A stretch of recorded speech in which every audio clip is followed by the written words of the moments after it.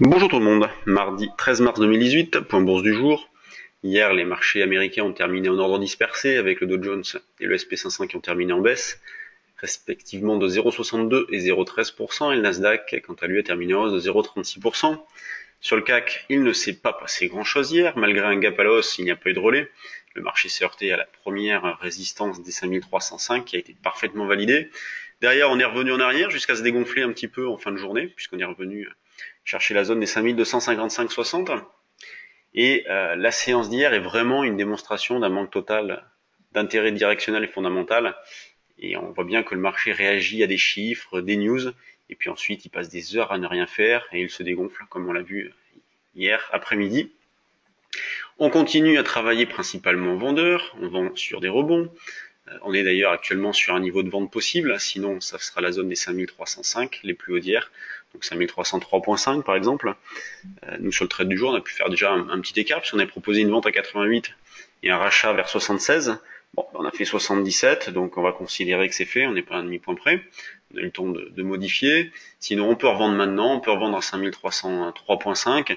Le niveau d'infirmation des ventes, vous le connaissez, puisque ça fait un petit moment qu'on le répète. C'est la zone des 5365-70, considérant que, même si c'est vrai qu'en ce moment on tend vers un biais neutre, on voit qu'il n'y a pas vraiment de tendance, mais c'est vraiment au-dessus de 5365-70 que l'on neutraliserait tout sur le fond. Là d'ailleurs, juste avant de faire cet enregistrement, je passais quelques ordres. Et comme on en discutait sur le forum, dans notre salle des marchés, on évoquait la possibilité d'acheter un petit peu de put sur avril. Ils sont pas très chers. Par exemple, vous voyez, vous avez des puts, enfin, vous voyez pas, mais je vais vous l'afficher. Vous avez des puts à 5000, 5050 qui valent autour de 20, 23, 27.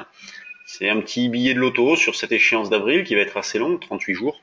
C'est pas une grosse opportunité, mais c'est quelque chose qu'il est possible de faire. Quand on regarde le DAX, eh bien hier il a évolué la plupart du temps entre les mêmes limites, 12 400, 12 440 la plupart du temps. Là ce matin on est revenu chercher cette zone haute des 12 440. Donc c'est vrai qu'on est placé un petit peu plus haut pour vendre, notamment sur le trade du jour, aussi bien la formule dynamique que basique. On est placé vers 12 475 pour vendre, donc les plus hauts d'hier matin. Niveau sous lequel on a vendu. Hier, je vous disais, le DAX, on a vendu à 12 475. Et bien, on a racheté sur différents niveaux de prix. Donc, l'écart a été très intéressant. On a pu faire un très bel écart parce qu'on a racheté jusqu'à 12 403,5. Sur l'eurodoll, hier, je vous disais qu'on pouvait acheter le plus proche possible. Par exemple, pour commencer, partant de 1,2340, on pouvait acheter dans la zone des 1,23, 23,05. Même nous, on avait proposé un petit achat sur 1,22,90. Dans la salle des marchés, par exemple, on avait dit on peut acheter sur 1,22,93 avec comme objectif 1,23,23 et 1,23,38. Donc les deux objectifs ont été atteints. Donc une nouvelle fois, bel écart sur l'euro-dollar. On continue notre sans faute avec comme niveau d'infirmation des achats la zone des 1,21,60. Donc tant qu'on est dessus, on continue à travailler à l'achat. Quand on regarde du côté des actions, il n'y a pas énormément de news ce matin. On a au féminin qui a sorti ses chiffres. On a Iliad aussi, donc résultat annuel inférieur au consensus. On verra que ça déçoit un petit peu. Quand on regarde les valeurs du CAC, qu'est-ce que l'on constate? Une nouvelle fois de la régularité, donc un peu de sous-performance du côté de Veolia qui perd 2,86%, gap à la baisse ce matin. La plus forte hausse c'est Arcelor qui prend 1,7. Les grosses pondérations font pas grand-chose, mais sont plutôt bien orientées, ce qui fait que le marché est plutôt pas mal pour l'instant. Le CAC est ici, 5294, plus 0,34. On aura l'échéance vendredi, donc échéance des contrats futurs. Donc là, c'est une trimestrielle, c'est un petit peu plus important. Quand on regarde au niveau des small caps, vous voyez, on lance les screeners. Donc là, il est 9h35, je fais l'enregistrement avec un petit peu de retard, j'ai pas mal d'ordres à passer. Donc qu'est-ce que l'on retrouve? On retrouve Cantel, donc qui est une valeur que l'on possède sur le trade du jour, que l'on a acheté il y a un petit moment déjà. Je vous en avais parlé aussi pendant ce point bourse. Hop, je vais passer au screener un quart, comme ça on va filtrer le nombre d'actions. On retrouve donc Gossin, Biofitis, ça c'est une valeur à surveiller, Biofitis. On pourrait peut-être en faire sur les niveaux de prix actuels, dans une optique de quelques jours, quelques semaines, dans l'idée d'aller chercher pourquoi pas la zone des 4,30 et éventuellement des 5. Il y a un volume qui est déjà intéressant sur Biofitis, donc je vais voir si je la propose sur le trade du jour. On a Genfit qui poursuit, forte hausse hier.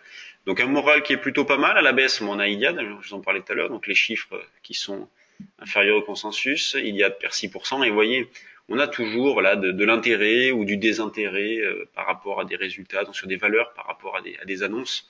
Mais sinon, en l'absence d'annonces, de chiffres, eh bien c'est très régulier.